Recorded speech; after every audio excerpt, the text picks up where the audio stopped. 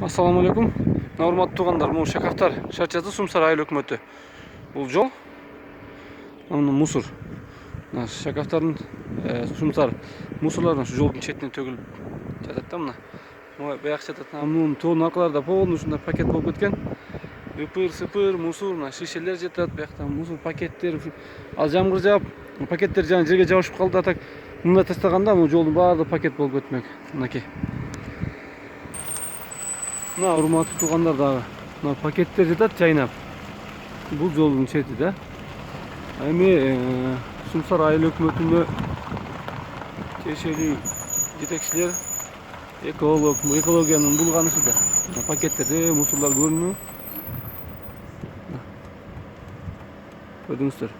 Бул эми экологияга тийгизген таасири өтө чоң. Анан биринчи тазалык иши кылып, мына ушул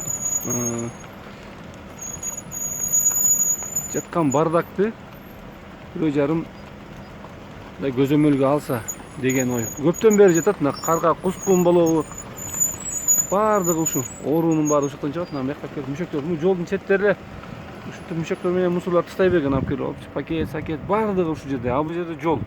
Анда Көксөрөк айыл өкмөтү, Көкташ айыл өкмөтүнө кеткен эки айыл өкмөтүнүн жолу бар да. Ушинтип бардак